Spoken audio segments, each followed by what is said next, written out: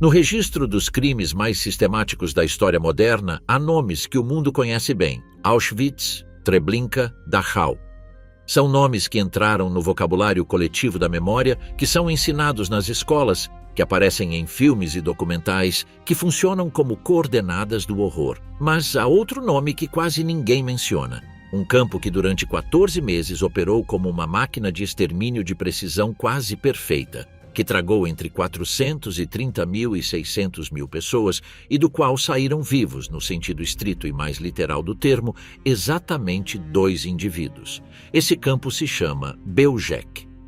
A razão pela qual Belzec ocupa um espaço tão reduzido na memória pública não é um acidente. É, em parte, o resultado deliberado dos próprios nazistas que o operaram, os quais, conscientes da escala do que haviam feito, trabalharam metodicamente para apagar toda a evidência de sua existência.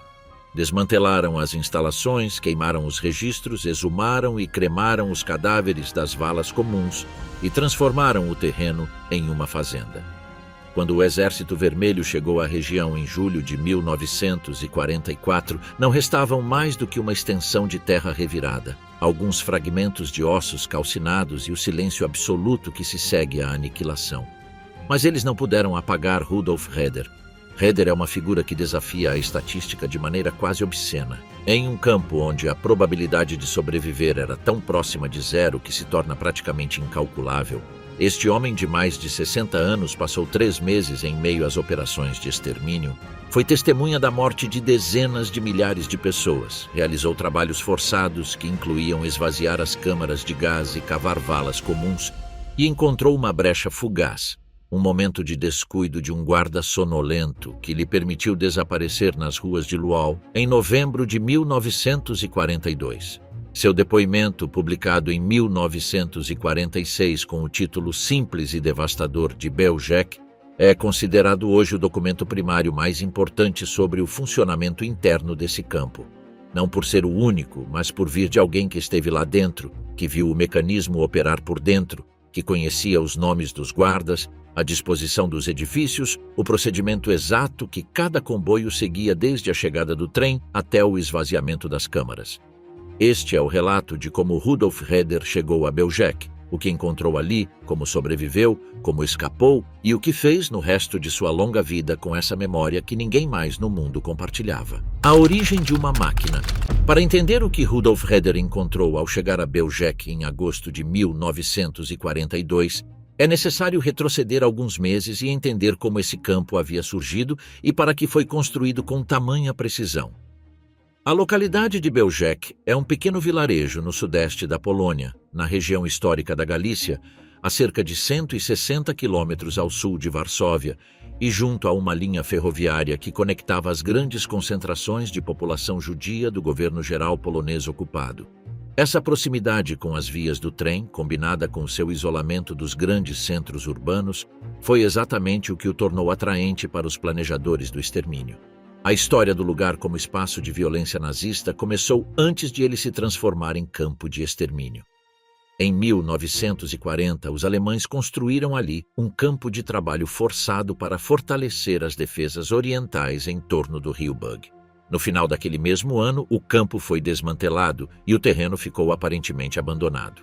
Mas em outubro de 1941, o SS Brigadeführer Odilo Globoknik, chefe da SS e da polícia no distrito de Lublin e um dos principais executores operacionais do Holocausto, escolheu o local para um propósito radicalmente diferente. As ordens vinham diretamente de Heinrich Himmler e seu alcance era total. Belzec deveria se tornar o primeiro campo de extermínio da Operação Reinhard.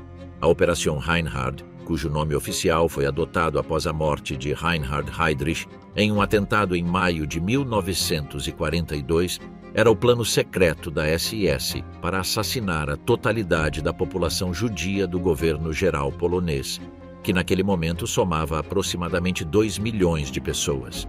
A operação previa a construção de 3 campos de extermínio especificamente projetados para esse fim: Belzec, Sobibor e Treblinka. Esses não eram campos de concentração nem campos de trabalho. Eram instalações industriais de morte, construídas com o único objetivo de matar a maior quantidade possível de pessoas no menor tempo possível. A construção de Belzec começou formalmente em 1º de novembro de 1941, sob a supervisão do SS Oberscharführer Josef Oberhauser. Trabalhadores civis poloneses ergueram as instalações sob a vigilância da SS e de guardas auxiliares ucranianos treinados no campo de instrução de Travnik. Em 15 de dezembro daquele mesmo ano, foi nomeado comandante do campo o SS Hauptsturmführer Christian Wirth, um veterano do programa de eutanásia T4, que havia presenciado e participado dos gaseamentos experimentais de pessoas com deficiências mentais realizados na Alemanha entre 1939 e 1941.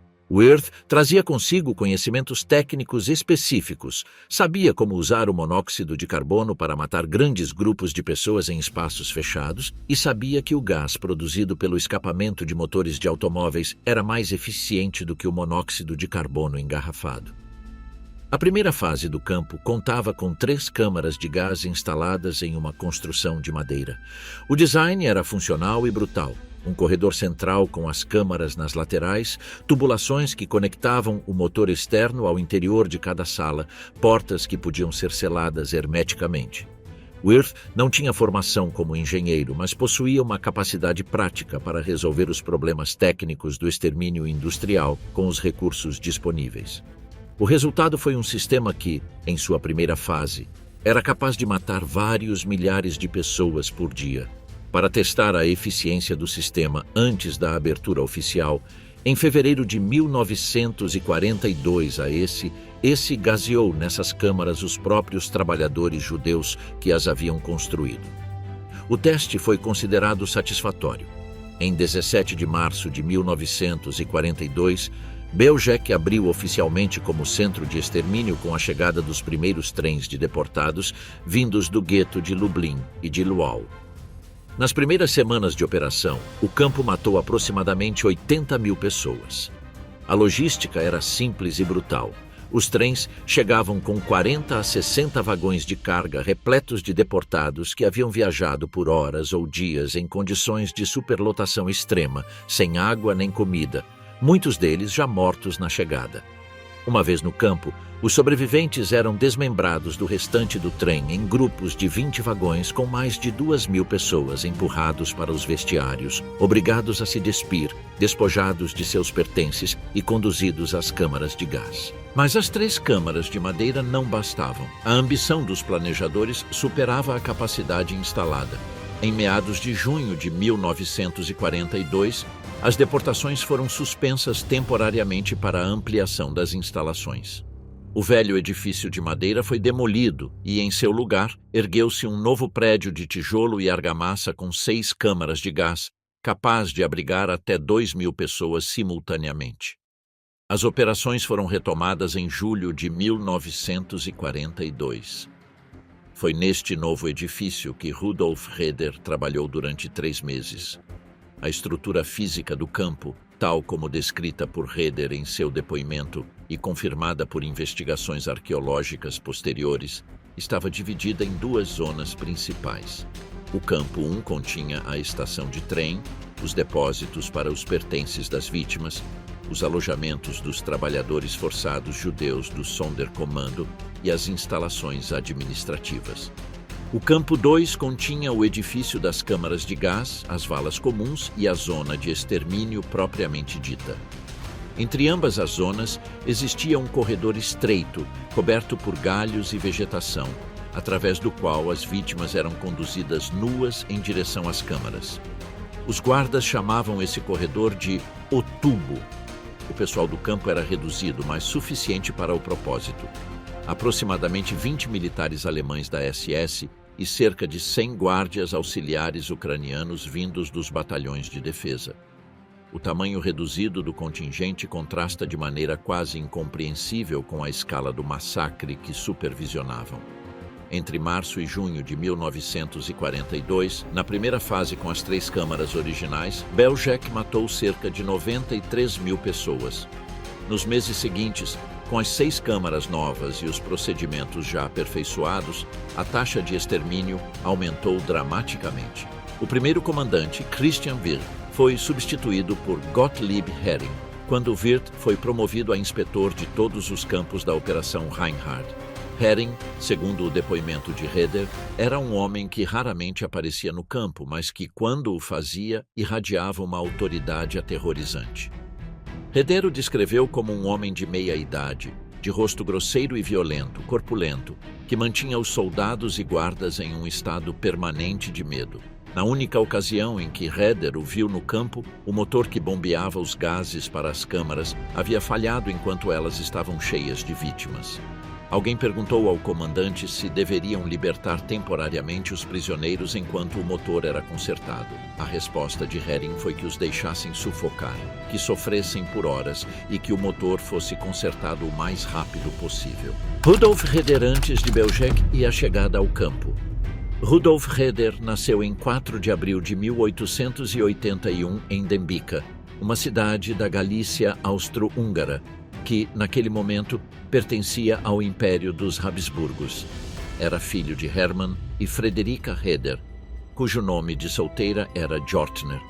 A família era judia, parte da vasta e secular comunidade judaica da Galícia que havia prosperado por séculos naquela região da Europa Central, desenvolvendo uma cultura própria que combinava o Yiddish, o hebraico, o polonês e o alemão em uma síntese única. Por volta de 1910, Heder estabeleceu-se em Lwów, a cidade mais importante da Galícia Oriental, conhecida também por seus nomes em alemão, Lemberg, e em ucraniano, Lviv. Uma metrópole multicultural que abrigava poloneses, ucranianos, judeus, armênios e alemães em uma convivência tensa, mas funcional. Ali, ele fundou uma fábrica de sabão, ou talvez tenha retomado uma atividade que já havia iniciado antes de emigrar temporariamente para os Estados Unidos entre 1910 e 1919. Os registros históricos não são totalmente claros sobre esse período, mas o que se sabe com certeza é que, por volta da década de 1930, Heder era um fabricante de sabão estabelecido em Lwów, com oficina própria na Rua Pańska, número 7, onde também residia. Casou-se com Feig Felsenfeld, natural de Sokołów Małopolski. Eles tiveram 3 filhos: Boruch Rubin, também conhecido como Bronisław, Frida, também chamada de Zofia, e Maria, a mais jovem. A família levava a vida comum da burguesia judaica da Galícia: trabalho, comércio, educação e vida comunitária, com o pano de fundo sempre presente do antissemitismo polonês e europeu, mas sem a iminência do perigo que viria a seguir. A história que mudou tudo isso começou em 1º de setembro de 1939, com a invasão alemã da Polônia. Lwów, no entanto, não caiu imediatamente sob o controle nazista. A cidade foi ocupada pela União Soviética como resultado do Pacto Molotov-Ribbentrop, que dividia a Polônia entre as duas potências. Durante quase 2 anos, Lwów viveu sob o regime soviético, com suas próprias violências e deportações, mas sem o programa de extermínio que os nazistas aplicavam na zona ocidental da Polônia. Isso mudou em 22 de junho de 1941, quando a Alemanha lançou a Operação Barbarossa contra a União Soviética. As tropas alemãs entraram em Lwów em 30 de junho de 1941. O que se seguiu nos dias imediatamente posteriores foi um pogrom. Grupos de ucranianos locais, com a cumplicidade ativa da SS, atacaram bairros judeus e mataram milhares de pessoas nas ruas. As tropas alemãs e os Einsatzgruppen, os esquadrões móveis de extermínio, executaram outros milhares.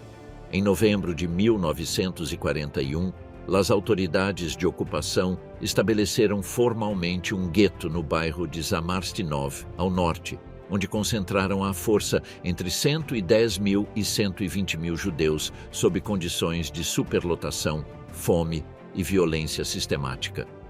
Foi nesse contexto que Rudolf Heder perdeu sua família. Os detalhes exatos de como cada membro morreu são fragmentários e incertos. Sua primeira esposa, Feig, e seu filho Bronisław morreram durante o Holocausto. muito provavelmente Bronisław, no próprio campo de Belzec, conforme aponta o historiador polonês Dariusz Libionka, possivelmente poucos dias antes de seu pai ser deportado para o mesmo local. O destino das filhas é mais obscuro. Algumas fontes mencionam que a filha mais velha faleceu junto com o marido, Leonard Schenker, em circunstâncias não totalmente esclarecidas.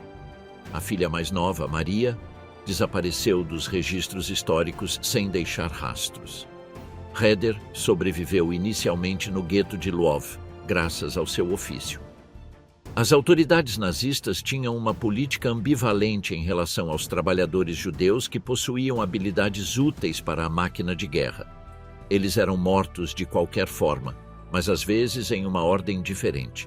Heder, como fabricante de sabão e técnico com conhecimentos de caldeiras e fornos industriais, tinha certa utilidade, mas a lógica do extermínio acabou por alcançá-lo. Em 10 de agosto de 1942, nas primeiras horas da manhã, Heder estava em sua oficina. Ele sabia que as batidas policiais eram frequentes, sabia que os trens partiam regularmente da cidade rumo a um destino que as pessoas no gueto suspeitavam, mas não queriam nomear com precisão. Ele não tinha a autorização de trabalho correta naquele dia. Por isso, trancou a porta e não respondeu quando os agentes da Gestapo bateram. Eles bateram mais forte. Depois derrubaram a porta.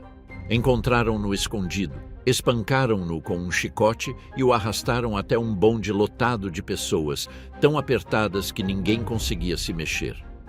O bonde os levou ao campo de polícia de Janowska, o principal ponto de concentração para as deportações de Lwów. Ali, ele foi mantido reunido com centenas de outras pessoas até às 6 da manhã do dia seguinte. Nessa hora, foram organizados em filas de 4, cercados pela SS e pela polícia ucraniana, e forçados a marchar até a estação de trem de Kleparov. Diante das plataformas, 50 vagões de carga aguardavam. As portas estavam abertas. A cada lado de cada porta havia um agente da Gestapo. Eles foram empurrados para dentro. Heder tinha 61 anos. O trem partiu em direção ao sul. O que Heder descreve dessa viagem é consistente com os depoimentos de outras deportações documentadas dos guetos da região naquele período. Os vagões eram os mesmos utilizados para o transporte de mercadorias, de madeira, sem ventilação adequada, com uma pequena abertura na parte superior que, no calor de agosto, não bastava para fornecer ar suficiente para as dezenas de pessoas amontoadas em seu interior. A sede transformava-se em uma agonia rápida. Algumas pessoas morriam durante o trajeto e seus corpos permaneciam de pé em meio aos outros, sem espaço para cair. Os que chegavam vivos vinham em um estado de exaustão, desidratação e terror que os tornava menos capazes de processar o que os esperava. A viagem durou horas. Os vagões não tinham ventilação. O calor de agosto naquele espaço selado era insuportável. Não havia água. Algumas pessoas morreram durante o trajeto. As que sobreviveram chegaram ao destino em um estado de exaustão extrema e desorientação. A estação de Belzec era uma instalação modesta junto à via principal, cercada por florestas de pinheiros. Nada no exterior do campo sugeria o que acontecia lá dentro. A chegada de Heder ao campo coincidiu com a segunda fase das operações, quando o novo edifício de tijolos, com 6 câmaras de gás, já estava em funcionamento desde julho de 1942. Foi nesse período que os comboios atingiram seu maior volume. Em outubro daquele ano, os trens chegavam com 60 vagões ou mais, e o campo recebia milhares de pessoas por dia. O processo de extermínio que Heder descreveu em seu depoimento de 1946 possui uma precisão clínica que chega a ser perturbadora. Os deportados que chegavam eram informados de que se tratava de um campo de trânsito. Dizia-se a eles que deveriam tomar banho e passar por uma desinfecção antes de continuar a viagem. Recebiam ordens para entregar seus objetos de valor e para separar os homens das mulheres. Os pertences eram recolhidos, catalogados e enviados para a Alemanha. O cabelo das mulheres era cortado. Depois, eram forçados a correr nus sob gritos e golpes dos guardas em direção a Utubo, o corredor arborizado que levava ao edifício das câmaras. Os homens iam primeiro, empurrados a golpes de baioneta enquanto corriam. Os guardas auxiliares ucranianos, a quem Heder chamava de Askars em seu depoimento, contavam os prisioneiros enquanto os enfiavam nas câmaras. 750 pessoas por câmara. Como o novo edifício tinha 6 câmaras, o processo de encher as 6 levava tempo. No momento em que as portas da última câmara eram fechadas, as pessoas da primeira já estavam trancadas há 2 horas, de pé, sem conseguir se mexer, na escuridão absoluta. As portas eram hermeticamente fechadas. Em seguida, acionava-se o motor a diesel que produzia o monóxido de carbono bombeado para o interior. Heder descreveu o que ouvia do lado de fora. Primeiro gritos, depois clamores, vozes em polonês e em Yiddish pedindo ajuda. O choro das crianças, sons que se fundiam gradualmente em um único ruído longo e desesperado. O motor funcionava por 20 minutos. Depois, fazia-se o silêncio total. As portas externas das câmaras que davam para as valas comuns eram abertas. Os askars as abriam. E ali começava o trabalho do Sonderkommando, a brigada de trabalho forçado judeu a qual pertencia Rudolf Heder. A tarefa do Sonderkommando era retirar os cadáveres das câmaras e transportá-los até as valas. Os corpos, no estado físico em que ficavam após o gaseamento, frequentemente estavam entrelaçados uns aos outros de pé, porque a densidade dentro das câmaras não deixava espaço para cair. Os trabalhadores os retiravam, arrastavam ou carregavam até as bordas das valas e os jogavam. Vasculhavam os cadáveres em busca de ouro dental, que era extraído no ato. O trabalho era contínuo, do amanhecer ao anoitecer, 7 dias por semana, enquanto houvesse trens chegando. O que permitia a Heder sobreviver mais tempo do que os outros prisioneiros do Sonderkommando era o seu ofício. Ele era técnico em calderas e fornos industriais, e o campo precisava de alguém que mantivesse em funcionamento o motor do gaseamento e as instalações auxiliares. Os outros membros das brigadas de trabalho eram sistematicamente assassinados a cada poucos dias ou semanas e substituídos por novos prisioneiros vindos nos comboios. Heder, não. Sua utilidade técnica lhe garantia uma existência precária, mas relativamente prolongada. Em seu depoimento, ele descreve a vida cotidiana dentro do campo com uma minuciosidade que se mostra ao mesmo tempo necessária e insuportável. Os trabalhadores dormiam em um alojamento no campo 1. Comiam uma ração mínima de pão e sopa aguada. Eram vigiados a cada instante pelos guardas ucranianos e pela SS.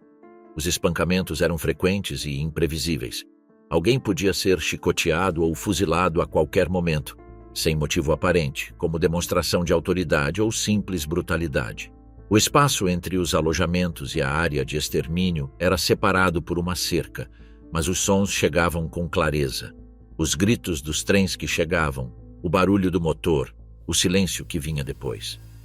Heder observou tudo isso com uma capacidade de atenção que, diante das circunstâncias, revela-se extraordinária. Memorizou os nomes dos guardas, os procedimentos, a organização do campo. Não fazia isso conscientemente como um ato de resistência documental, mas porque sua mente, submetida ao horror cotidiano, continuava funcionando e registrando. Anos mais tarde, quando foi convocado a depor perante as comissões de investigação, pôde fornecer nomes, descrições físicas, rotinas, o tipo de informação que transforma um depoimento em evidência judicial. O interior da máquina. Durante os 3 meses que passou em Belzec, Rudolf Heder foi testemunha do extermínio de dezenas de milhares de pessoas. Ele próprio estimava que, nesse período, chegaram ao campo mais comboios do que em qualquer outro momento de sua existência, o que era estatisticamente consistente com o fato de que o outono de 1942 foi o período de máxima intensidade das deportações no âmbito da Operação Reinhard. Os trens chegavam com uma regularidade mecânica. Cada um trazia entre 2.000 e 3.000 pessoas. Em alguns dias, chegavam vários trens. Os passageiros vinham dos guetos de Lwów, Cracóvia, Lublin, Radom, de cidades e vilarejos de toda a Galícia polonesa e do governo geral. Muitos deles eram idosos, mulheres, crianças. Muitos vinham com malas, com os poucos pertences que lhes haviam permitido levar, acreditando genuinamente que se dirigiam a algum tipo de campo de trabalho ou de reassentamento. A mecânica da desorientação era deliberada. Cada elemento do processo era projetado para evitar a resistência. Os cartazes nas paredes dos vestiários informavam, em vários idiomas, que era necessário tomar banho antes de continuar a viagem.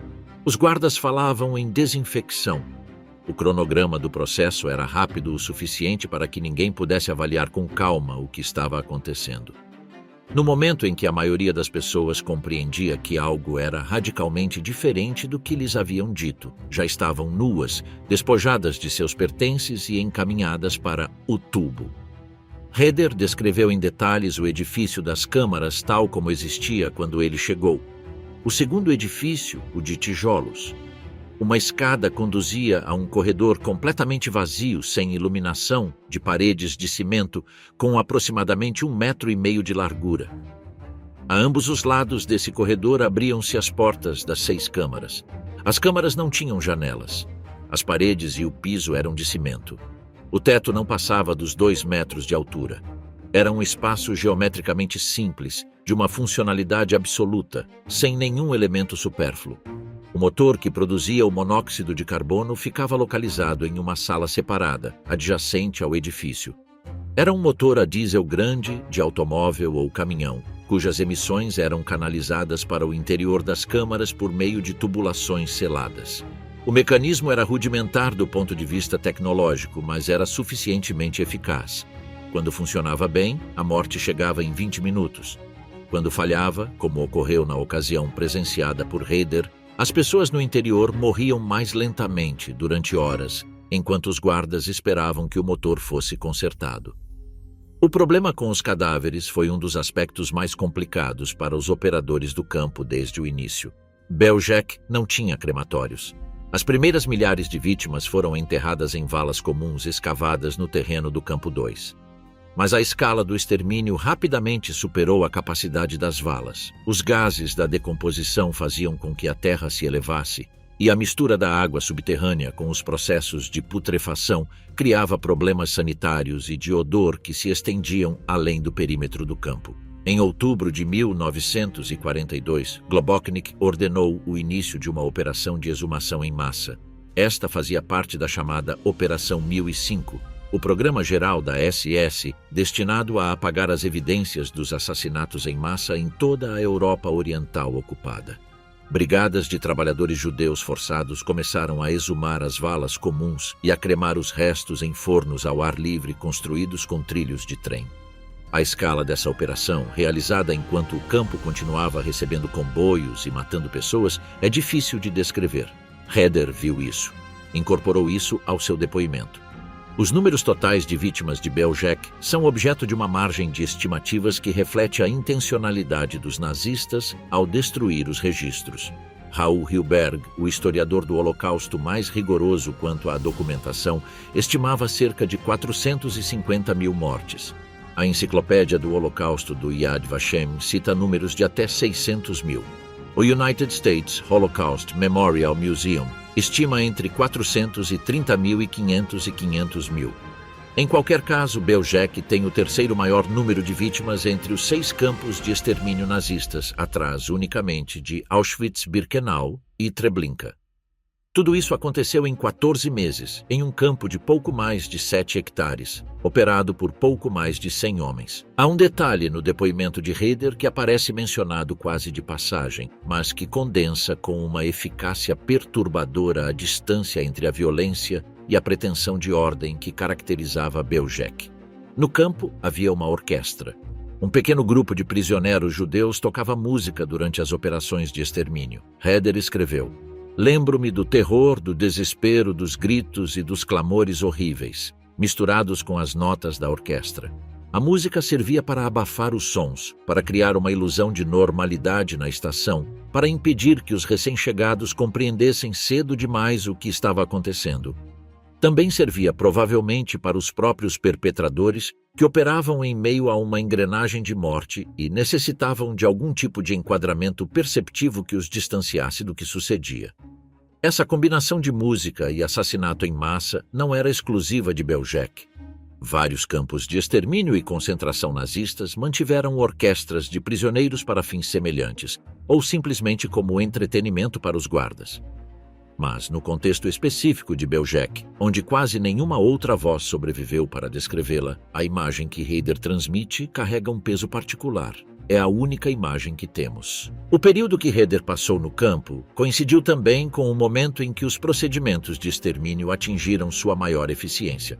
Em seu depoimento, ele assinala que o processo completo, desde a chegada do trem até o esvaziamento das câmaras e a disposição dos cadáveres, foi se encurtando progressivamente à medida que os perpetradores acumulavam experiência. No início, durava entre 3 e 4 horas. Eventualmente, reduziram-no para algo entre 60 e 90 minutos. A lógica da otimização industrial aplicada ao extermínio de seres humanos. Os trabalhadores do Sonderkommando, nos quais Heider estava incluído, realizavam essa tarefa sabendo que suas próprias vidas tinham uma data de validade calculada. O sistema dos campos de extermínio da Operação Reinhard incluía a liquidação periódica das brigadas de trabalho e sua substituição por novos prisioneiros dos comboios. A razão era simples. Eles eram testemunhas. Quanto menos testemunhas ficassem vivas, mais fácil seria apagar a evidência do que havia ocorrido. Heider sobreviveu mais tempo do que quase todos os outros, não por qualquer ato de resistência heróica, mas pela combinação de sua utilidade técnica específica, um elemento de sorte e uma determinação silenciosa de não morrer que ele próprio não descreveria em termos grandiosos. Em seu depoimento, ele descreve a vida dentro do campo com uma sobriedade quase burocrática, como se registrar os fatos com precisão fosse a única forma de manter a mente funcional.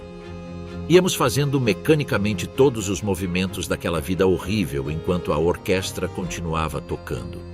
Essa frase captura algo essencial sobre a psicologia da sobrevivência em condições extremas. A dissociação entre o corpo que continua funcionando e a mente que suspende certos processos para conseguir fazê-lo. Os estudos posteriores sobre sobreviventes do Holocausto documentaram amplamente esse mecanismo, que os psicólogos chamam de despersonalização funcional. A capacidade de continuar realizando ações físicas enquanto se desconecta emocionalmente de seu conteúdo. Não é covardia nem colaboração no sentido moral comum. É um mecanismo de sobrevivência que opera abaixo do nível das decisões conscientes. A oportunidade chegou no final de novembro de 1942 e chegou da maneira mais inesperada e comum possível, porque o campo precisava de chapas metálicas. Fritz Giermann era um dos oficiais da SS destacados em Belzec que tinha sob sua responsabilidade a supervisão de alguns trabalhadores do Sonderkommando. Ele precisava conseguir material de construção em Lwów e decidiu levar consigo Heider, cujo conhecimento técnico podia ser útil para a aquisição. Era uma prática não totalmente incomum. Em ocasiões, prisioneiros com habilidades específicas eram levados temporariamente para fora do campo para realizar tarefas utilitárias, sempre sob vigilância armada. O grupo que viajou a Lwów naquele dia consistia em 5 membros do pessoal alemão e Heider. Levaram-no à cidade para comprar chapas de metal. Foi a primeira vez que Heider pisou em solo fora do campo desde sua deportação, 3 meses antes. Deve ter sido um impacto perceptivo notável. O barulho da cidade, as ruas, os edifícios, a presença de civis que caminhavam com aparente normalidade pelas calçadas enquanto ele estava parado ao lado de guardas armados. O momento da fuga chegou durante a espera. Segundo o que Heider relatou posteriormente, o guarda que o custodiava diretamente, um homem chamado Karol Trautwein, pegou no sono ou simplesmente se distraiu durante um intervalo suficiente. Heider aproveitou esse momento e escapou do caminhão onde estavam esperando. Não havia planejado a fuga com dias de antecedência. Não havia redes de apoio esperando por ele, nem rotas de fuga predeterminadas. Agiu no único segundo disponível. Uma vez nas ruas de Lwów, Heider tinha que desaparecer antes que Trautwein acordasse ou os outros guardas notassem sua ausência. Seu conhecimento da cidade era seu único recurso. Sabia para onde ir.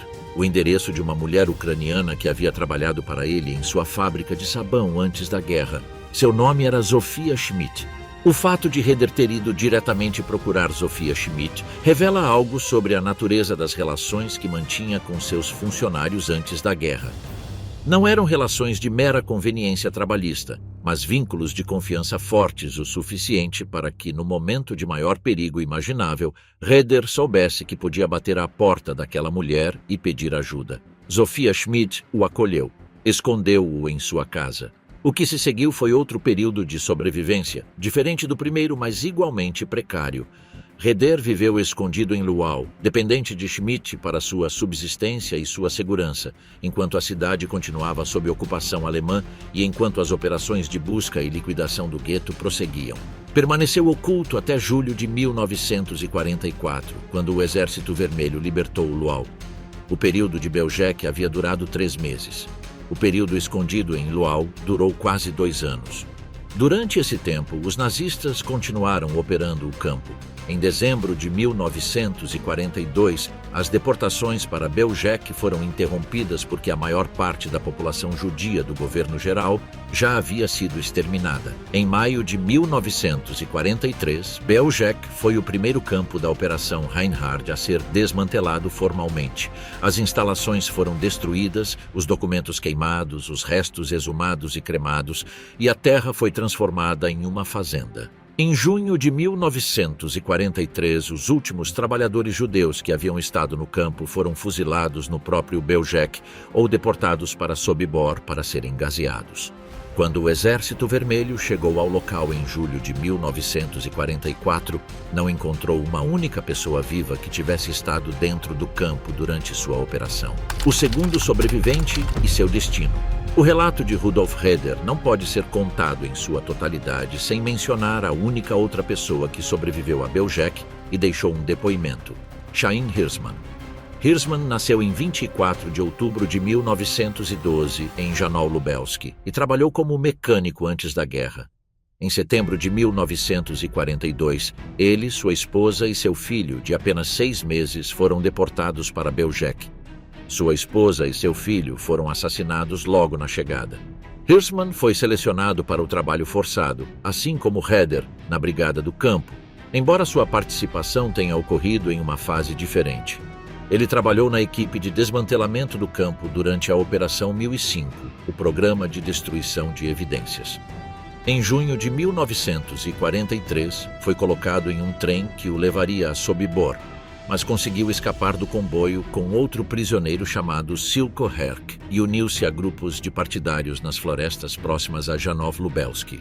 Após a libertação, Hirschman ingressou na nova milícia comunista na Polônia stalinista do pós-guerra e trabalhou para o Serviço de Segurança, uma instituição responsável pela repressão política, torturas e deportações em massa de opositores do regime.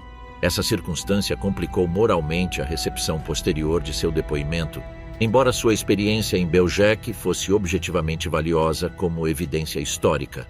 Em 19 de março de 1946, Hirschman apresentou-se perante a Comissão Histórica Judaica Regional de Lublin para dar seu depoimento sobre o que havia vivido em Belzec. Ele só conseguiu concluir a primeira parte de sua declaração. Naquela mesma noite foi assassinado com um tiro em seu próprio apartamento por membros das Narodowy Siły Zbrojne, as Forças Armadas Nacionais, uma organização anticomunista clandestina polonesa. Hirschman levou a maior parte de sua história para o túmulo. Sua segunda esposa, Paula, declarou posteriormente o que ele havia lhe contado sobre suas experiências, mas esse depoimento de segunda mão não podia se equiparar a uma declaração direta. A morte de Hirschman deixou Heder como a única testemunha direta viva do interior de Belzec que podia falar. É preciso ressaltar também a existência de outras pessoas que sobreviveram brevemente a Belzec, mas cujas circunstâncias são significativamente diferentes das de Heder e Hirschman. Registram-se os nomes de cerca de 8 indivíduos que conseguiram escapar do campo em diferentes momentos, incluindo algumas mulheres que conseguiram fugir nas horas imediatamente posteriores à chegada, antes de serem conduzidas às câmaras. Mas nenhum desses sobreviventes deixou um depoimento comparável em extensão e detalhes ao de Heder. Alguns morreram antes ou durante o processo de declaração, outros forneceram apenas fragmentos. A dimensão absoluta da anomalia estatística que representa a sobrevivência de Heder só é compreendida quando se considera o número completo. Entre 430.000 e 600.000 pessoas entraram em Belzec. Desse total, As que sobreviveram em um sentido que permita usar essa palavra com alguma precisão são duas. A probabilidade de sobrevivência em Belzec era menor do que em qualquer outro campo do sistema nazista, incluindo Treblinka e Sobibor. Rudolf Roeder foi libertado em Luau em julho de 1944. Pouco depois da libertação, foi entrevistado por investigadores do Exército Vermelho, que colheram suas primeiras declarações sobre o que havia acontecido em Belzec. Essas declarações fizeram parte das investigações iniciais soviéticas sobre os crimes de guerra nazistas na zona oriental. Em 1945, Roeder mudou-se para Cracóvia. A Polônia estava naquele momento em meio a um processo de reorganização sob a supervisão soviética, mas também experimentava um período de violência anticomunista e antissemita que tornava perigoso para os sobreviventes judeus tentarem reconstruir suas vidas em muitos lugares do país. Em Cracóvia, Roeder entrou em contato com a Comissão Histórica Judaica Central, uma organização criada sob os auspícios do Comitê Central dos Judeus Poloneses para recolher e preservar depoimentos de sobreviventes e documentos históricos sobre o extermínio. Trabalhando com Nella Rost, membro da comissão e colaboradora editorial, Roeder redigiu seu depoimento ao longo do ano de 1945 e parte de 1946. O livro foi publicado em janeiro de 1946 em Cracóvia pelo Comitê Central dos Judeus Poloneses, com o título sóbrio e preciso de Belzec. Tinha 74 páginas. Também em janeiro daquele ano, Roeder apresentou uma declaração formal perante a Comissão Principal para a Investigação dos Crimes Alemães, que constituía o arcabouço judicial polonês para o processamento dos crimes de guerra nazistas. O livro Belzec, de Rudolf Roeder, é considerado hoje o documento testemunhal primário mais importante sobre esse campo. Não apenas por ser o mais completo e detalhado, mas porque seu autor era o único sobrevivente que esteve presente durante o período operacional do campo, que viu o mecanismo funcionar por dentro e que sobreviveu tempo suficiente para falar sobre isso. Os historiadores que posteriormente investigaram Belzec, incluindo Itzhak Arad, Robin O'Neill e Michael Tregenza, usaram o depoimento de Roeder como fonte primária fundamental para reconstruir a história do campo. O valor do depoimento não reside unicamente na narrativa do horror, mas na informação específica que contém nomes de oficiais e guardas, descrições dos procedimentos operacionais, a disposição física das instalações, o cronograma dos comboios e o número estimado de vítimas por dia. Essa informação permitiu, mais tarde, identificar e localizar o terreno do campo quando se realizaram escavações arqueológicas, as quais confirmaram, de maneira independente, as afirmações de Roeder sobre a localização das valas comuns. Em 1949, Roeder mudou seu nome para Roman Robak. Em 1950, emigrou para Israel. Em 1953, transferiu-se para o Canadá com sua segunda esposa e estabeleceu-se em Toronto. Em 1960, foi convocado a depor perante a Promotoria de Munique como parte das investigações judiciais alemãs prévias ao julgamento de Belzec contra 8 ex-membros da SS que haviam servido no campo. Seu depoimento tornou-se parte do expediente do chamado Julgamento de Belzec, que ocorreu em Munique em 1965.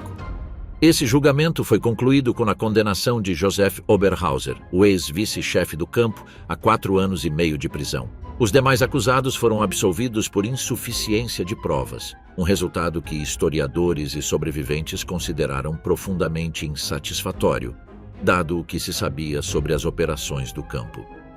Rudolf Roeder, conhecido àquela altura como Roman Robak, morreu em Toronto em 6 de outubro de 1977. Tinha 96 anos. Havia nascido no Império Austro-Húngaro, vivido sob os regimes polonês, soviético e nazista, sobrevivido ao campo de extermínio com a maior taxa de mortalidade da história e morrido tranquilamente no Canadá, décadas depois de os homens que operaram aquele campo terem recebido penas irrisórias ou pena nenhuma. O que o campo não podia apagar? O paradoxo central da história de Belzec é que o campo foi projetado não apenas para matar, mas para não deixar vestígios de que havia matado. A Operação 1005, o programa de exumação e cremação em massa de cadáveres, era explicitamente um programa de apagamento de evidências. Os nazistas sabiam que o que estavam fazendo era um crime de tal magnitude que, se restassem provas documentais e físicas de sua existência, o processamento judicial seria inevitável. O campo foi desmantelado, a terra foi revirada, as cinzas foram espalhadas ou enterradas e os registros foram queimados. Quando o Exército Vermelho chegou em julho de 1944, não encontrou instalações visíveis nem documentação. Os investigadores soviéticos e, posteriormente, os poloneses trabalharam inicialmente a partir de depoimentos, entre eles as primeiras declarações de Heder, dadas poucas semanas após a libertação. Sem o depoimento de Heder, é possível que a localização exata e o alcance das operações de Belzec tivessem permanecido obscuros por décadas. Não no sentido de que o campo fosse desconhecido, mas de que a documentação física necessária para os processos judiciais teria sido enormemente mais difícil de obter. O depoimento de Heder, com seu nível de detalhe sobre a disposição física do campo e a localização das valas, permitiu que as investigações posteriores começassem com uma base sólida. As escavações arqueológicas realizadas no local de Belzec entre 1997 e 1998, sob a direção do arqueólogo polonês Andrzej Kola, confirmaram de maneira independente os pontos principais do depoimento de Heder. Foram identificadas 33 valas comuns em uma área de 5,5 hectares. Os análises indicaram que as valas continham restos de, pelo menos, várias centenas de milhares de pessoas. Também foram encontrados fragmentos de objetos pessoais, moedas e peças de roupa, que corroboraram a natureza e o período das operações. O memorial que existe hoje no local de Belzec foi inaugurado em 2004. É uma estrutura imponente que cobre a maior parte da área onde estiveram as valas comuns. O projeto consiste em uma paisagem de terra revirada artificialmente que evoca o solo perturbado das exumações, com fendas que percorrem o terreno e uma grande tumba simbólica no centro. Os nomes das comunidades judaicas destruídas no campo estão gravados nas paredes de pedra que circundam o complexo. O local recebe visitantes, embora em menor número do que Auschwitz-Birkenau. A diferença na frequência de visitas reflete, em parte, o maior conhecimento de Auschwitz na consciência pública global e, em parte, o fato de que Belzec, situado em uma zona rural do sudeste da Polônia, é menos acessível logisticamente. Mas também reflete algo mais difícil de articular: a ausência de sobreviventes cujas histórias tenham entrado na circulação cultural de massa. O relato de Auschwitz tem o depoimento de Elie Wiesel, de Primo Levi, de Viktor Frankl, de dezenas de pessoas que escreveram livros amplamente lidos e traduzidos. O relato de Belzec tem o depoimento de Rudolf Heder, um homem que escreveu 74 páginas em 1946, as quais só foram traduzidas para o inglês de maneira acessível décadas mais tarde. O livro foi publicado originalmente apenas em polonês. Uma tradução para o hebraico apareceu relativamente cedo, mas a difusão nos meios de língua inglesa foi tardia. A tradução para o inglês, realizada por George Salinger a partir da versão em hebraico, foi publicada pela primeira vez de forma ampla no volume preparado por Mark Forstater, intitulado I Survived a Secret Nazi Extermination Camp, que foi lançado em 2007. Essa lacuna de mais de 60 anos entre a publicação original e seu acesso em inglês explica, em parte, por que Heder e Belzec são menos conhecidos fora dos círculos especializados na história do Holocausto. Rudolf Heder viveu 45 anos após sua libertação. É um período de tempo extraordinariamente longo para alguém que carregava o que ele carregava. Os estudos psicológicos sobre sobreviventes do Holocausto, realizados a partir da década de 1960 e que se intensificaram com a segunda geração de investigações nos anos 1980 e 1990, documentaram amplamente os efeitos de longo prazo do trauma em pessoas que haviam passado por experiências semelhantes às de Heder. Mas Heder não tinha acesso a esses referenciais conceituais quando retornou à vida civil em 1944. O campo da psicologia do trauma, tal como é entendido hoje, era praticamente inexistente naquele momento. O que ele tinha era o depoimento. Nos anos imediatamente posteriores à guerra, o impulso de testemunhar foi quase universal entre os sobreviventes do Holocausto que podiam fazê-lo. As comissões históricas judaicas criadas nas cidades polonesas libertadas, entre elas a Comissão Histórica Judaica Central de Cracóvia, agiram com grande urgência para colher declarações enquanto as memórias eram recentes e antes que as testemunhas se dispersassem para outros países. Nesse contexto, o livro de Heder não foi um projeto isolado, mas parte de um esforço coletivo de documentação que abrangia dezenas de sobreviventes. No entanto, a recepção desse esforço nas décadas seguintes foi irregular. O livro foi publicado em polonês em janeiro de 1946 e distribuído principalmente entre as organizações judaicas e os órgãos de investigação de crimes de guerra que operavam na Polônia do pós-guerra. O contexto político da época, com a Polônia sob crescente controle soviético, complicou a difusão de materiais que eram importantes do ponto de vista da memória judaica, mas que o novo regime não tinha interesse particular em promover ativamente fora dos canais acadêmicos ou judiciais. Em Israel, para onde Heder emigrou em 1950, o clima cultural em relação aos sobreviventes do Holocausto era, nesses anos, mais complexo do que se reconheceu oficialmente por muito tempo. O sionismo dominante de Israel nos primeiros anos tendia a valorizar a figura do pioneiro ativo e do combatente em detrimento da do sobrevivente passivo, e havia uma tendência cultural, nunca explicitada, mas palpável, de tratar o extermínio europeu como algo que os judeus do novo Estado deveriam superar e deixar para trás. Os sobreviventes que tentavam falar sobre o que haviam vivido frequentemente descobriam que seus interlocutores não queriam ouvir ou não sabiam como fazê-lo. Esse clima mudou dramaticamente com o julgamento de Adolf Eichmann em Jerusalém, em 1961. Eichmann foi o alto funcionário da SS responsável pela logística das deportações de judeus para os campos de extermínio em toda a Europa. Sua captura na Argentina por agentes do Mossad em 1960 e seu posterior julgamento em Israel foi o primeiro grande processo judicial no qual os depoimentos de sobreviventes ocuparam um lugar central. Pela primeira vez, diante de um tribunal e perante as câmeras de televisão, dezenas de sobreviventes relataram suas experiências para um público internacional massivo. O impacto cultural foi enorme. O julgamento de Eichmann foi o momento em que o Holocausto se transformou para uma geração de pessoas em todo o mundo em algo que se articulava em primeira pessoa, com nomes e datas específicas, e não apenas como uma cifra abstrata ou um fato histórico dos livros. Para Rudolf Heder, então já radicado em Toronto como Roman Robach, esse período coincidiu com as solicitações para que testemunhasse perante os investigadores alemães do caso Belzec. Não há registros de que Heder tenha acompanhado o julgamento de Eichmann com particular atenção, nem de que tenha participado de qualquer atividade pública relacionada a ele. Seu mundo, àquela altura, era o de um idoso em uma cidade norte-americana, vivendo com sua segunda esposa, tendo sobrevivido não apenas a Belzec, mas à Polônia do pós-guerra, a Israel e agora à vida de imigrante no Canadá. O que ele de fato fez foi comparecer quando o chamaram. Em 1960, viajou à Alemanha para prestar declarações perante a Promotoria de Munique. Em 1965, retornou para o julgamento propriamente dito. Em seus últimos anos conhecidos, recebeu alguns pesquisadores e jornalistas que iam a Toronto para entrevistá-lo. Cada uma dessas ocasiões representava um recuo a uma memória que devia ser, simultaneamente, a mais viva e a mais insuportável das que portava.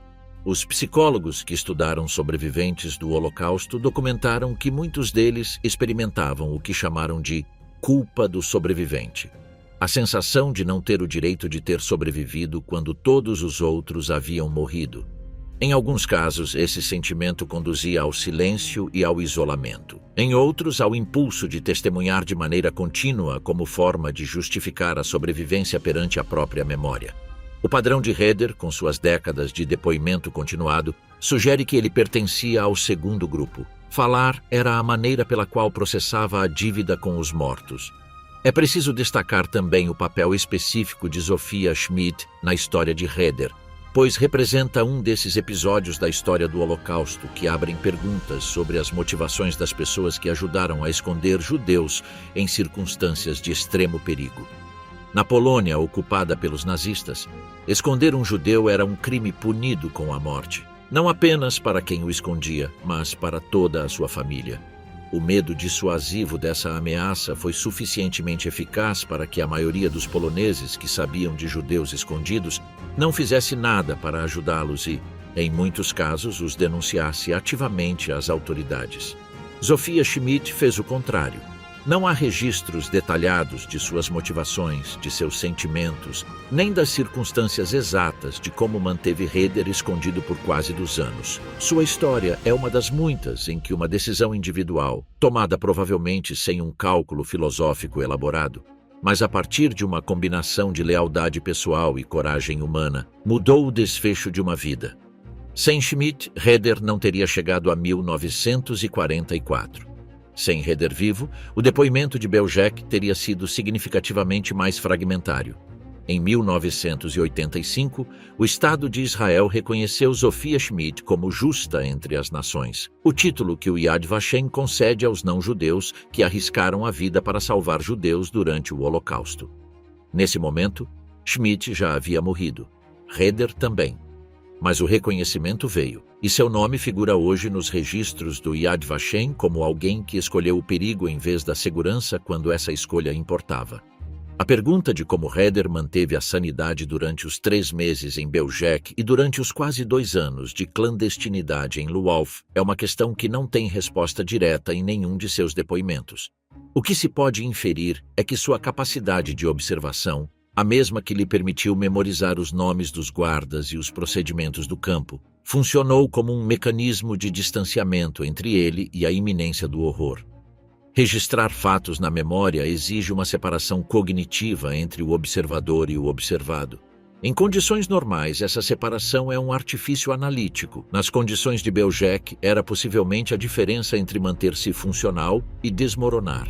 A corroboração, Gerstein e os demais depoimentos. A credibilidade do depoimento de Heder não dependia apenas de suas próprias palavras, ainda que esses relatos fossem detalhados e consistentes ao longo de décadas.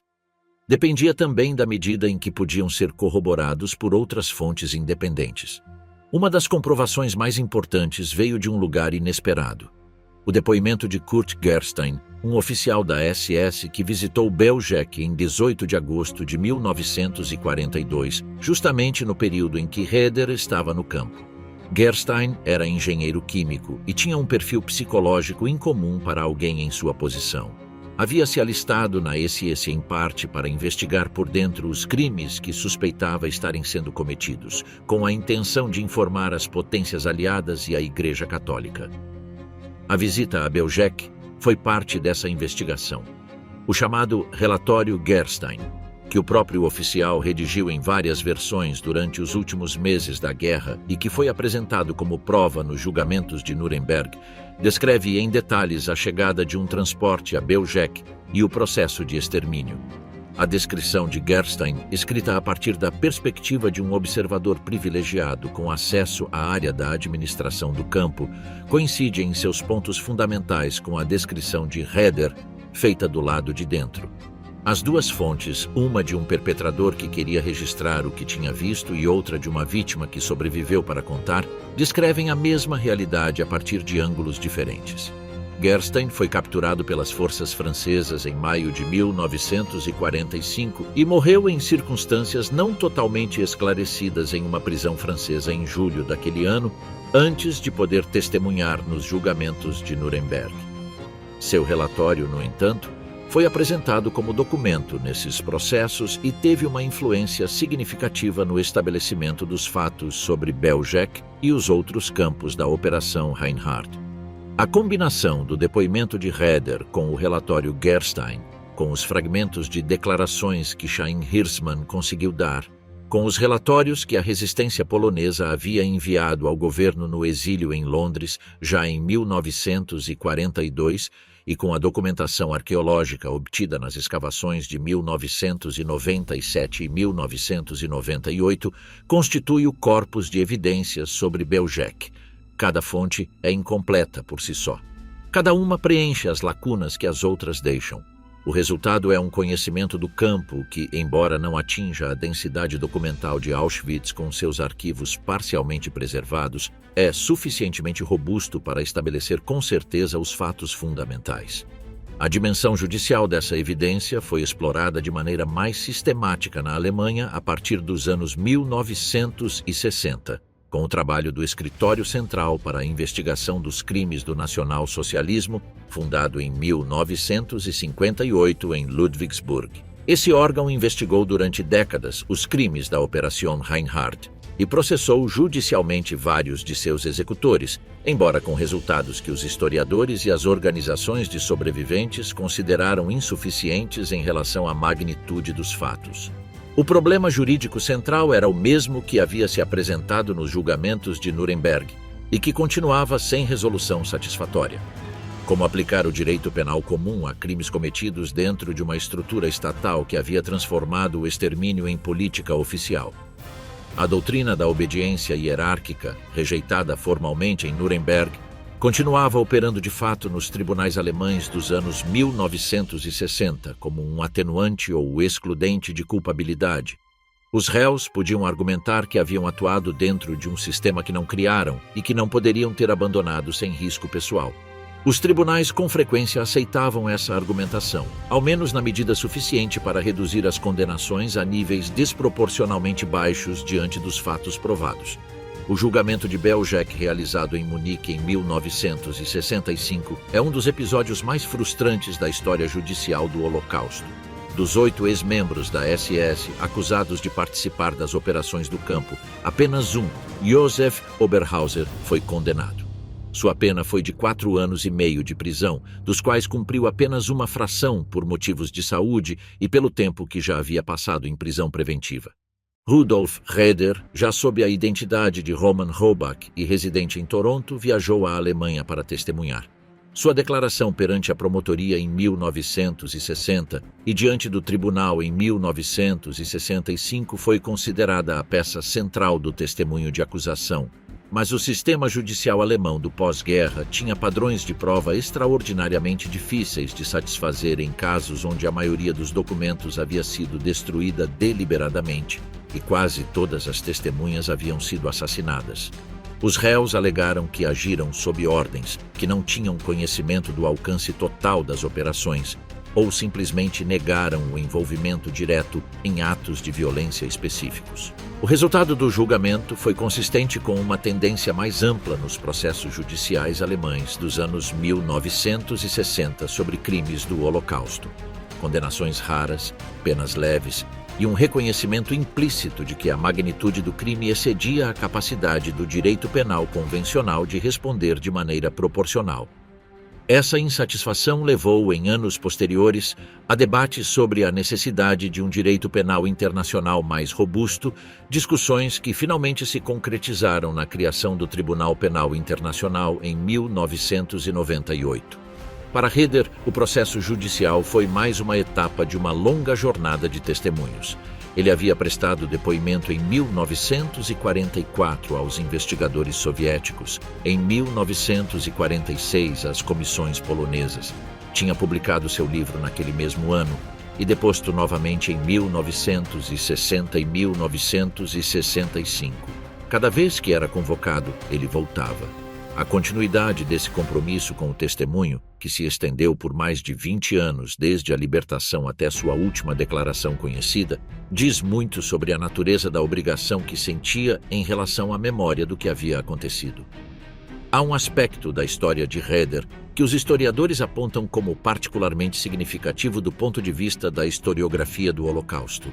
O longo período durante o qual seu depoimento permaneceu praticamente desconhecido fora dos círculos acadêmicos poloneses e dos órgãos de investigação de crimes de guerra.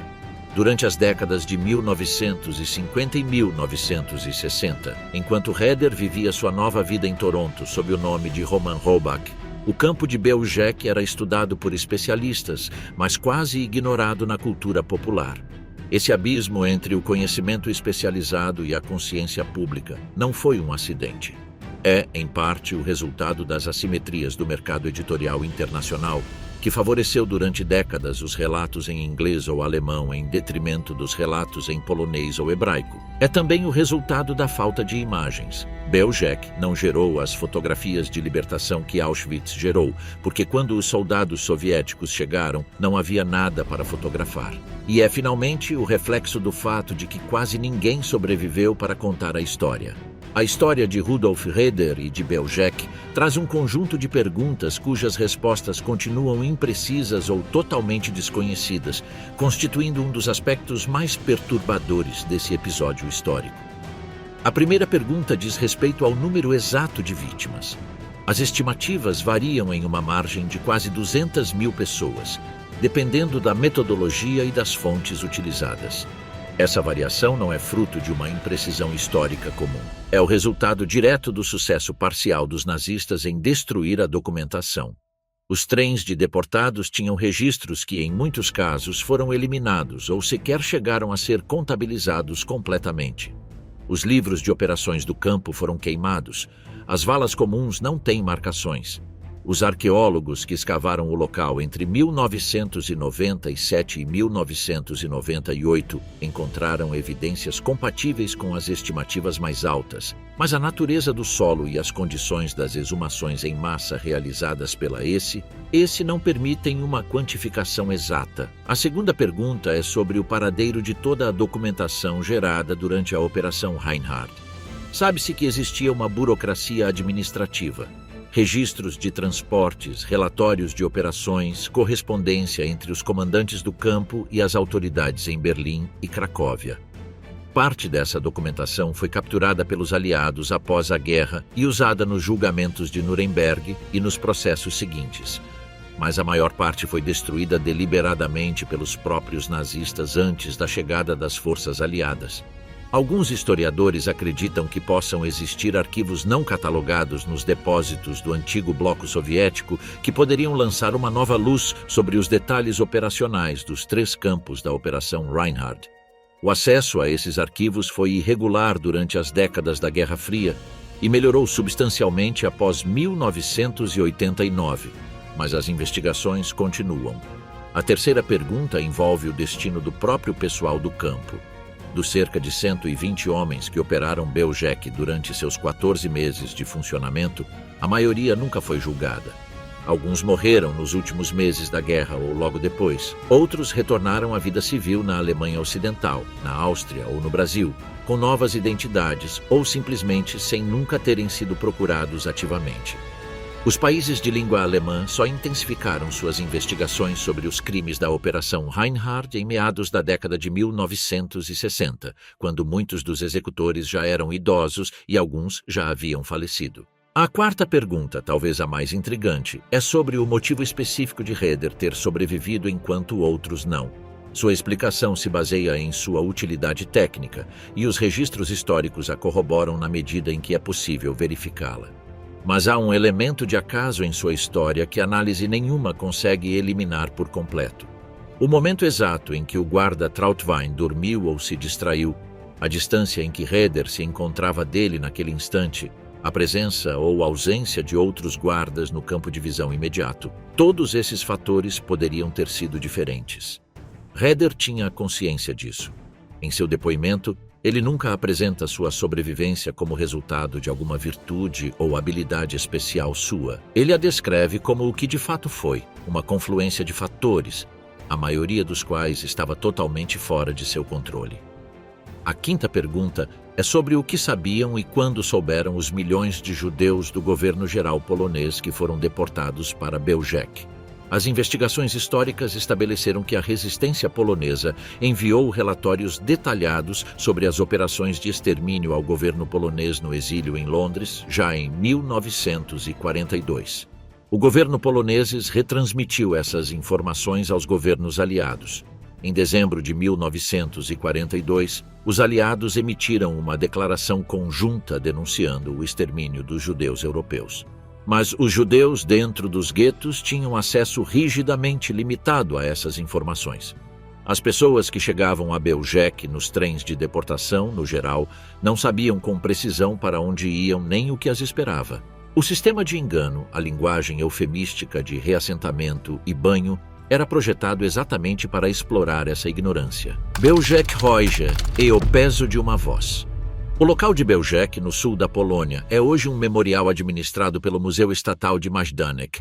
O complexo comemorativo, inaugurado em 2004, foi projetado por Andrzej Sowajga, Zdzisław Pidek e Marcin Hostik. A estrutura arquitetônica reflete a dificuldade de encontrar uma forma visual para um lugar do qual não restaram estruturas originais. O resultado é uma paisagem intervinda, uma cicatriz topográfica deliberada sobre o terreno, com uma passarela de aço que leva a uma enorme escultura central e paredes de rocha, onde estão gravados os nomes das comunidades destruídas. O museu adjacente documenta a história do campo com os meios disponíveis: depoimentos, mapas, fotografias de época tiradas do lado de fora do campo, documentos administrativos parcialmente conservados e fragmentos de objetos pessoais encontrados nas escavações arqueológicas. A ausência de fotografias do interior do campo durante sua operação é total. Não existe nenhuma imagem visual direta do que aconteceu dentro de Belzec. Apenas palavras. As palavras de Heder. Em 2007, quando a editora Psychology News publicou a tradução para o inglês do depoimento de Heder no volume preparado por Mark Forstater, o livro encontrou um novo público. Forstater, produtor cinematográfico conhecido por seu trabalho na indústria do entretenimento, descobriu a história de Belzec por meio de uma busca genealógica na internet, que o levou a compreender que vários de seus antepassados haviam morrido naquele campo.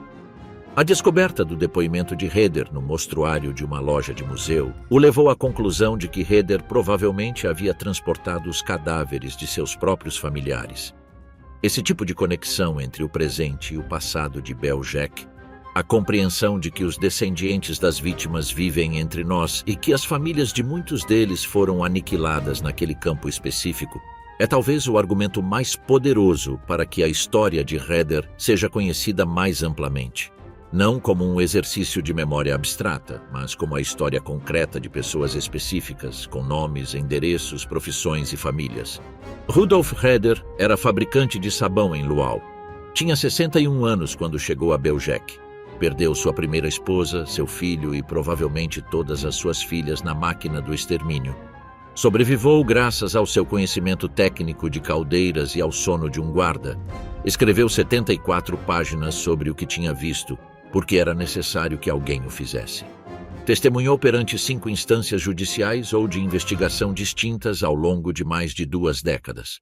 Morreu em Toronto aos 96 anos, com um nome diferente daquele que carregou por toda a vida. Para compreender a magnitude do que Belzec destruiu, é necessário ter alguma ideia do que era a vida judaica na Galícia antes da chegada dos nazistas. Heder não era um personagem surgido do nada. Ele era o produto de uma comunidade que tinha séculos de história acumulada, que havia gerado uma cultura própria de extraordinária riqueza e que foi apagada quase em sua totalidade no decorrer de pouco mais de 2 anos. A Galícia histórica, região que hoje está dividida entre o sudeste da Polônia e o oeste da Ucrânia, foi durante séculos um dos centros mais importantes da vida judaica na Europa. As comunidades judaicas da região tinham suas raízes na Idade Média e haviam prosperado durante o período do Império Austro-Húngaro, quando a Constituição de 1867 concedeu aos judeus igualdade legal.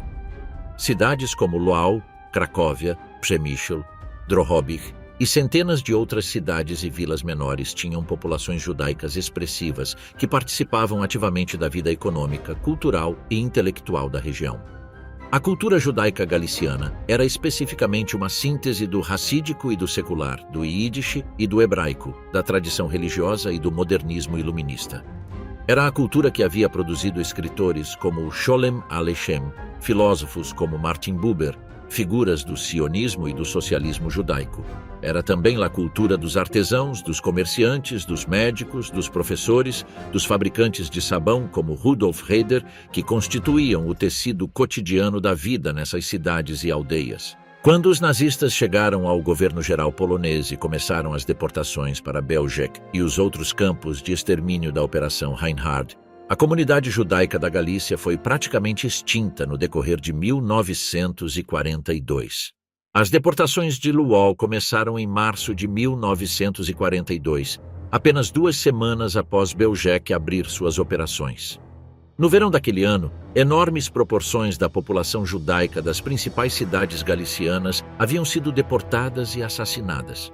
O gueto de Luol, que em seus momentos de maior população havia abrigado mais de 120 mil pessoas, foi finalmente liquidado em junho de 1943, com seus últimos habitantes enviados a Belzec e ao campo de concentração de Janowska. Essa destruição foi tão completa e tão rápida que, mesmo do ponto de vista demográfico, é difícil de processar. Centenas de comunidades que existiam há séculos desapareceram no espaço de meses.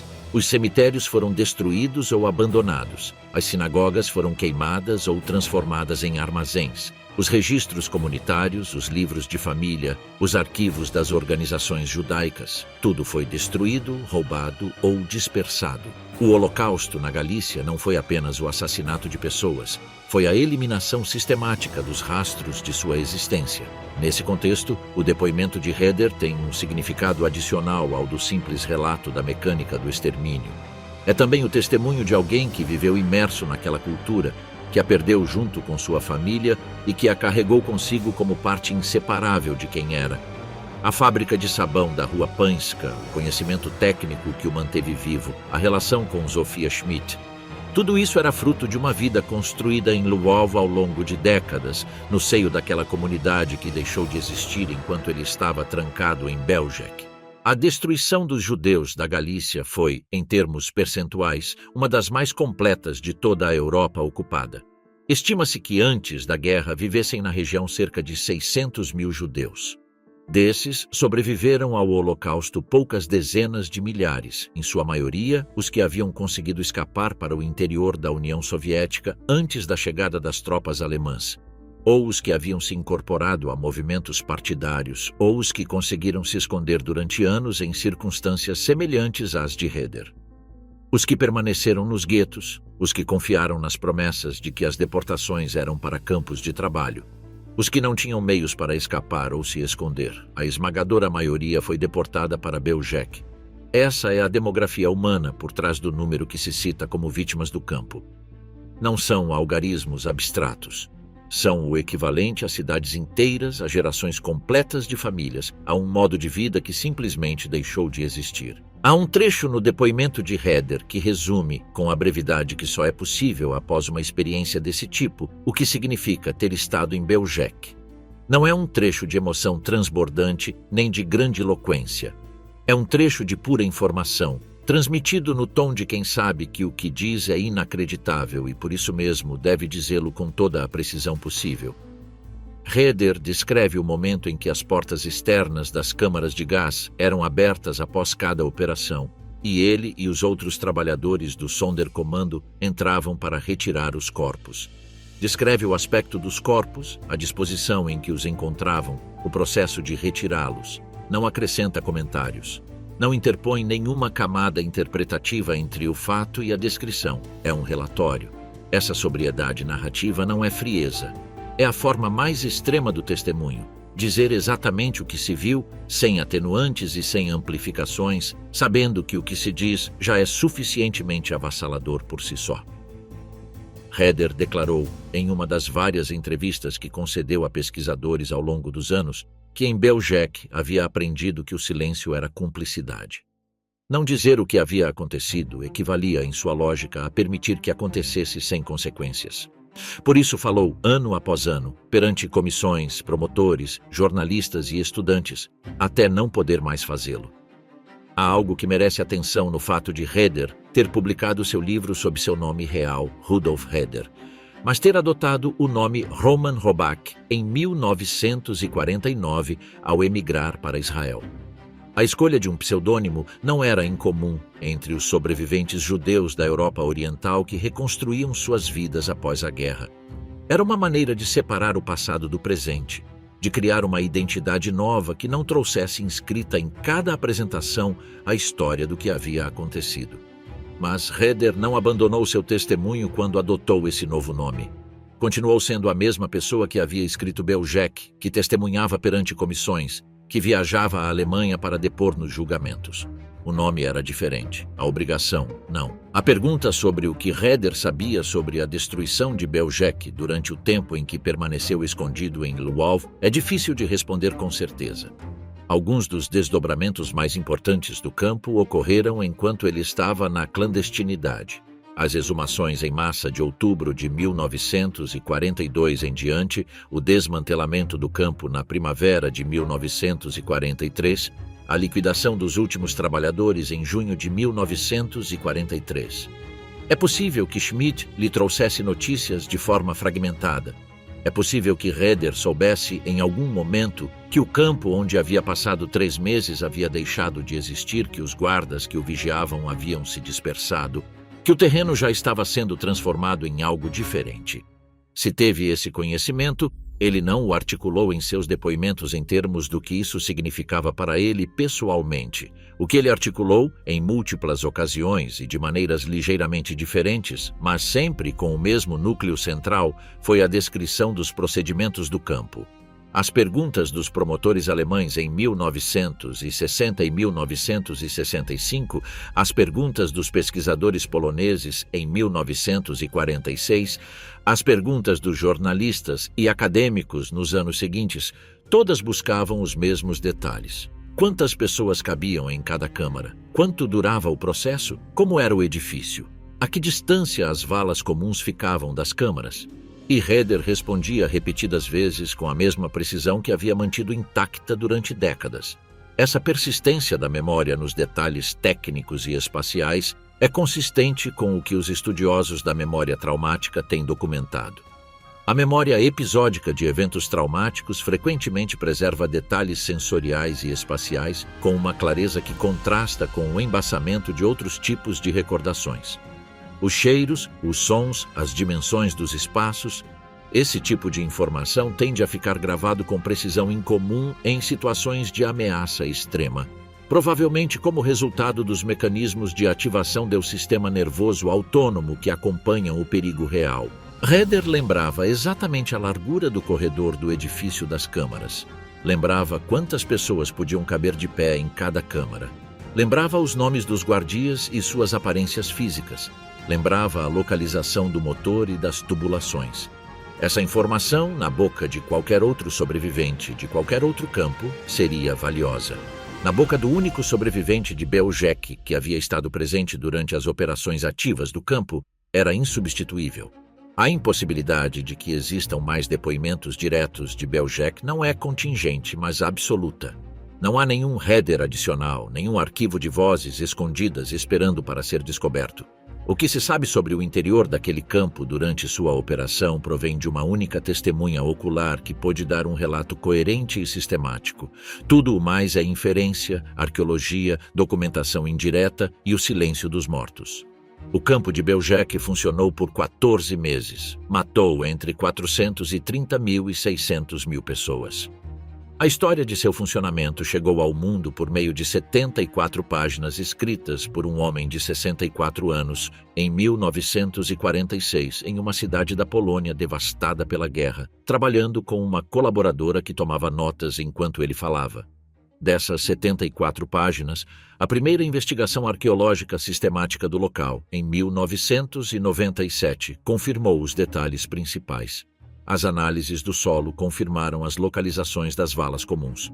Os fragmentos encontrados nas escavações confirmaram as datas e a natureza das operações. A ciência forense, chegando 50 anos depois, disse o mesmo que havia dito Rudolf Heder em 1946.